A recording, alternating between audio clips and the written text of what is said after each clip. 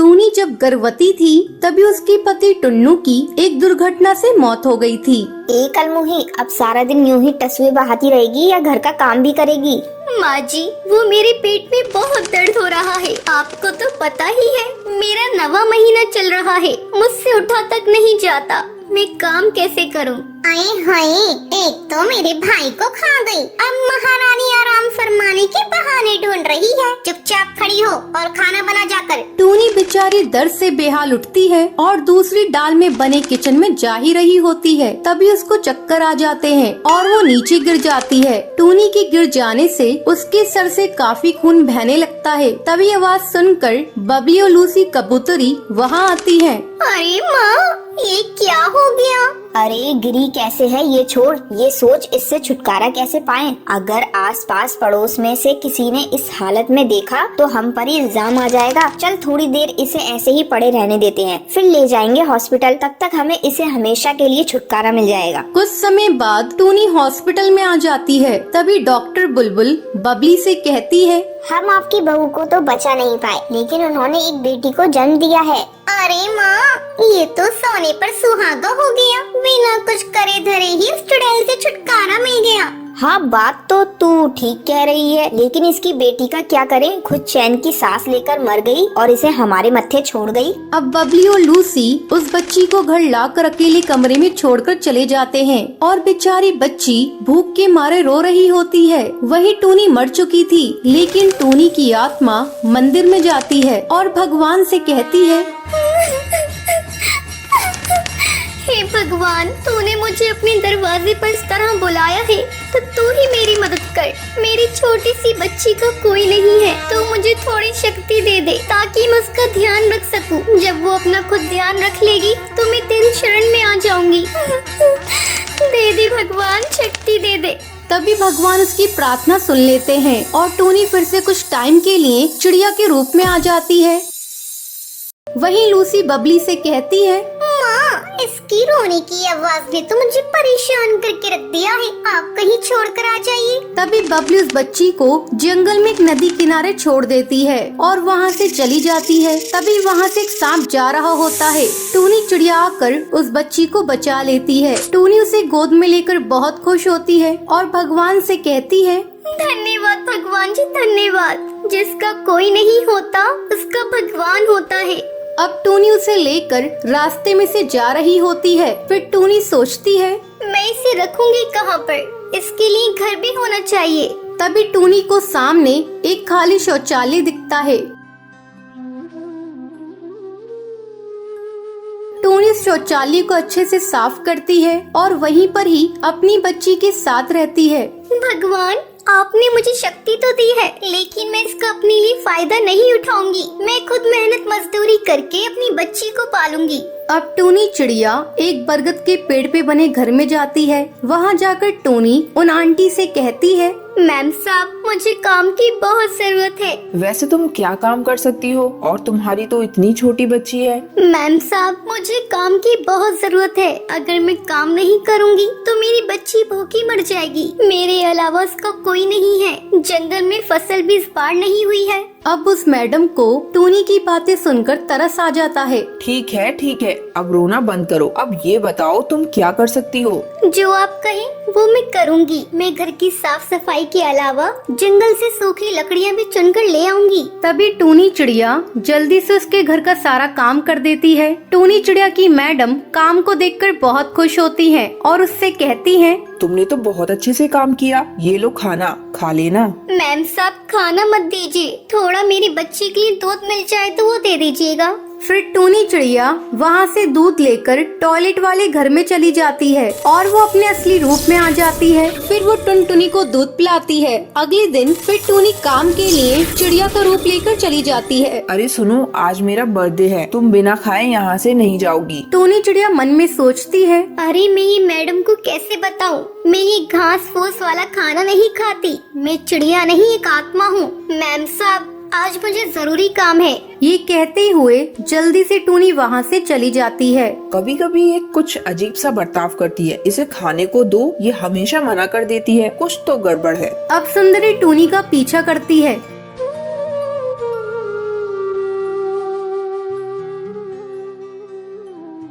ये कौन सी जगह रहती है? यहाँ से तो कितनी गंदी स्मेल आ रही है। तभी सुंदरी टूनी को असली रूप में देख लेती है और उससे कहती है, तुमने मुझसे झूठ कहा था और मुझे इतने दिन से धोखा दे रही थी। तभी टूनी चिड़िया उसे शुरू से लेकर आखिर तक सारी कहानी बताती है। सुंदरी कहती है, तुम सच्ची हो टूनी, इसलिए भगवान तुम्हारे साथ है और अब तुम चिंता मत करो। मेरे पास एक और घर है, तुम वहाँ रह सकती हो और जब टुनटुनी बड़ी हो जाए तो तुम्हारे बाद मैं उसका ध्यान रखूंगी, ठीक है? शुक्रिया मैम साहब, बहुत बहुत शुक्रिया। ऐसे ही कुछ साल गुजर जाते हैं। टुनटुनी बड़ी हो गई थी और टूनी उसे छोड़कर स्वर्गवास हो गई थी। तभी सुंदरी कौवी टुनटुनी को सारी बात बताती है और टुनटुनी टूनी का फोटो देखकर कहती है, शुक्रिया माँ, आपका बहुत शुक्रिया।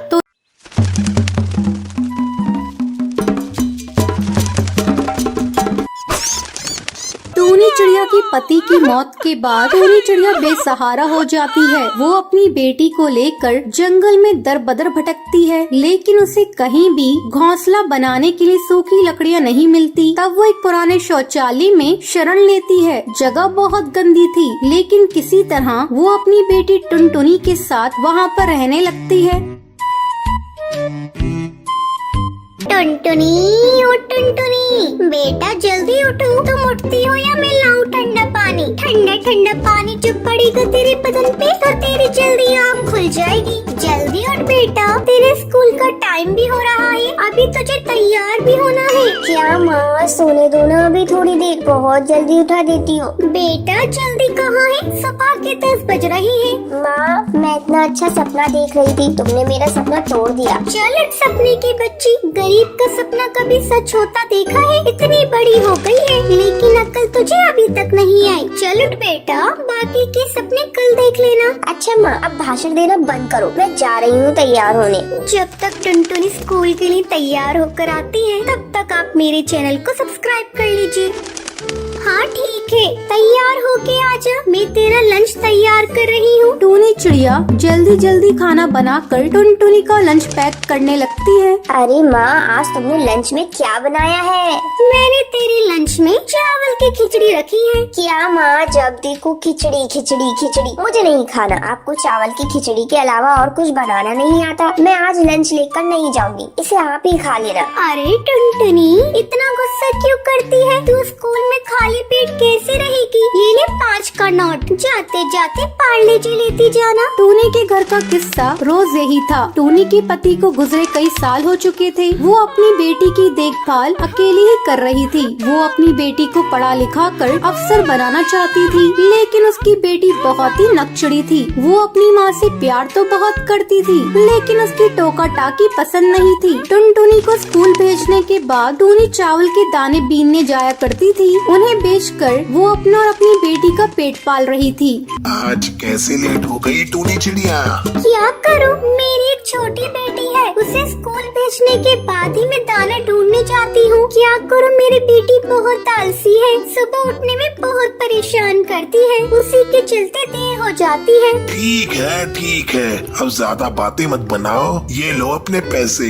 शाम को जब टूनी चिड़िया थकी हारी अपने घर पहुँचती है तो टुनटुनी उससे कहती है, माँ, मेरे स्कूल के सारे फ्रेंड्स पिकनिक पर जा रहे हैं, इसलिए मुझे 1000 रुपए दो ना, 1-2 दिन के अंदर स्कूल में जमा करने हैं। टूनी बेटा, 1000 रुपए मैं कहाँ से लाऊंगी 2 दिन के अंदर? नहीं माँ, मुझे पिकनिक पर जाना है, तुम कहीं से भी लाकर मुझे पैसे दो। क्या करूँ, कैसे इस नादान चिड़िया को समझाऊं? मेरे पास पैसे नहीं है। लगता है अब मुझे अपना मंगलसूत्र बेचना ही पड़ेगा। अब मुझे मंगलसूत्र का क्या काम? मैंने तो अपनी पति की आखिरी निशानी समझकर उसे अपने पास रखी थी, लेकिन आज मुझे अपनी बेटी के लिए उसे कड़कनाथ सेठ को बेचना ही पड़ेगा। मैं अपनी बेटी को रोते हुए नहीं देख सकती। दूसरे दिन जब टूनी चिड़िया मंगलसूत्र बेचने जा रही होती है तभी टुनटुनी उससे कहती है, माँ, ये तुम मंगलसूत्र को लेकर कहाँ जा रही हो?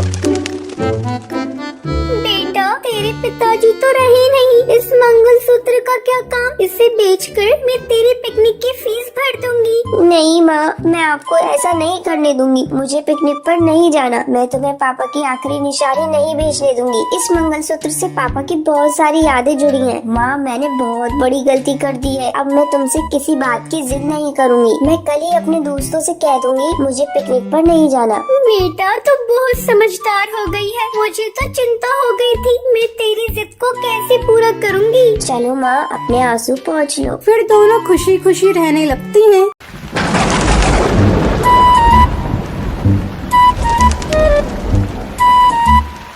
कई दिनों से लगातार बारिश हो रही थी। हे भगवान, पता नहीं ये बारिश कब रुकेगी। पूरे घोंसले में बारिश का पानी छू रहा है, कहीं इस बारिश में घोंसला गिर न जाए। टुनटुनी के पापा जिंदा होते तो अब तक हम लोगों का पक्का घर बन गया होता, लेकिन हाय रे किस्मत, भगवान से ये भी न देखा गया। अरे टुनटुनी भाग, घोंसला टूट रहा है। बुलबुल बाहर पानी में मजे कर रही है, उसे भी साथ ले ले। टूनी जल्दी जल्दी टुनटुनी को लेकर घोंसले से बाहर निकल जाती है। जैसे ही वो घोंसले से बाहर निकलती है, वैसे ही उनका घोंसला टूटकर गिर जाता है। अब उनके पास रहने का कोई ठिकाना नहीं था। टूनी अपने बच्चों को लिए बारिश में इधर उधर भटकने लगती है। हे भगवान, इस तेज बारिश में अपने बच्चों को लिए कब तक भटकती रहूं? कहीं सर छुपाने की छोटी सी जगह भी मिल जाती तो अच्छा होता। माँ देखो, उस पेड़ पर एक घर का दरवाजा खुला है। चलो जल्दी यहाँ चलते हैं। हाँ बेटा, तुमने ठीक कहा, चलो चलकर देखते हैं। टूनी अपने दोनों बच्चों को लेकर उस पेड़ पर बने घर में जाती है। अरे ये क्या? ये तक शौचालय है। चलो अच्छा है, इसी में कुछ दिन गुजारते हैं और सुबह चलकर घर का सामान ले आएंगे। माँ, भूख लगी है, खाना बनाकर दे दो। हाँ माँ, मुझे भी भूख लगी है। कहाँ से बनाकर खिला दूँ? इतनी बारिश में तुम लोग तो देख ही रही हो। छोड़ो, पानी पियो और सो जाओ। माँ, पानी भी तो नहीं है। इतनी तेज बारिश हो रही है और तुझे पानी की कमी हो रही है। जा बाहर जाकर बारिश का पानी पी ले। ठीक है माँ, हम बाहर जाकर पानी पी रहे हैं। तुम गुस्सा मत करो। गुस्सा नहीं करूँ तो और क्या करूँ? तुम दोनों बच्चे मेरा दिमाग खा जाते हो। दिन भर तुम दोनों की बक बक चलती रहती है।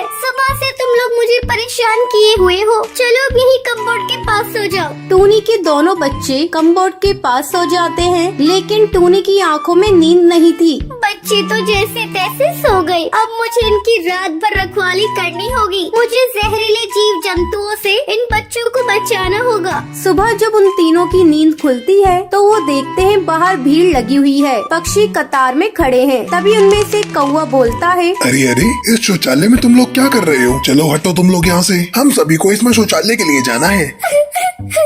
कालू भैया, ये तुम क्या कह रही हो? मैं एक गरीब अबला औरत हूँ। मेरे बच्चों को यहाँ से मत निकालो। मैं कहाँ जाऊँगी? जा तू कहीं जा, पहले तू यहाँ से हट। तू हटती है कि नहीं? मैं तेरी शिकायत सरपंच से कर दूंगा। जा बड़ा आया सरपंच से शिकायत करने वाला। आज तेरे ही कारण मेरा घर पक्का नहीं बन पाया। अगर तूने मेरा सरकारी पैसा गबन नहीं किया होता तो आज मेरा पक्का घर होता। जा, मैं यहाँ से नहीं निकलती। देखती हूँ क्या करते हो तुम। बहुत ज्यादा अकड़ दिखा रही है। पति तो नहीं रहा है तेरा, अब तू किस पर अकड़ दिखा रही है? चलो भाइयों, सरपंच से शिकायत करते हैं। अरे भाई, तुम्हें जाना है तो जाओ, मुझे तो अपना पेट खाली करना है। मैं पास के खेत में जा रहा हूँ। ठीक है, मैं ही अकेला सरपंच के पास जा रहा हूँ और इस टूनी चिड़िया की शिकायत करता हूँ। इसने तो शौचालय को ही अपना घर बना लिया। जा कर ले सरपंच से शिकायत। मैं भी तेरे पीछे पीछे आ रही हूँ। अब तो सरपंच को पैसा देना ही पड़ेगा। जब तक मेरे पैसे मुझे नहीं मिल जाते, मैं यहाँ से हिलूंगी नहीं। शोर सुनकर पास के पेड़ों की चिड़िया भी वहाँ पर आ जाती हैं। तुम बिल्कुल ठीक कहती हो। इस काले कलूटे कौवे ने हम तोतों का भी पैसा गबन किया है। हम लोग तुम्हारे साथ हैं। तुम्हारे साथ हम भी सरपंच के पास चलेंगे। जंगल के पंछियों के बड़े हुए हौसले को देखकर वो कौवा डर जाता है। पक्षी उसे लेकर सरपंच के पास पहुँचती है। कालू, क्या बात है? जो जंगल के पक्षी तुम्हें लेकर मेरे पास आई हैं। सरपंच जी, इस टूनी ने जंगल के शौचालय पर कब्जा कर लिया है और हटना तो दूर मुझसे झगड़ा कर रही है। नहीं सरपंच जी, ऐसी कोई बात नहीं है। इसने मेरे सरकार से मिले हुए पैसों को खा लिया है। इसी कालू की वजह से मेरा घर आज तक पक्का नहीं बन पाया। आप मेरे पैसे इससे दिलवा दीजिए, मैं शौचालय तुरंत खाली कर दूंगी। सरपंच के कहने पर कालू टूनी के सारे पैसे लौटा देता है और इस तरह टूनी का पक्का घोंसला बन जाता है। पक्का घोंसला बनते ही टूनी शौचालय को खाली कर देती है। तो ये थी आज की कहानी। दोस्तों, कल के लक्की विनर्स के नाम ये रहे आपकी स्क्रीन पर। आज का सवाल ये है, टूनी टुनटुनी को लेकर कहाँ रहती है? अगर आपको पता है तो आप हमें कमेंट करके जरूर बताएं। लक्की विनर के नाम कल की वीडियो में दिखाए जाएंगे। अगर आपको ये वीडियो पसंद आई हो तो इसे लाइक और ऐसी कहानियाँ देखने के लिए मेरे चैनल को सब्सक्राइब करना न भूलें।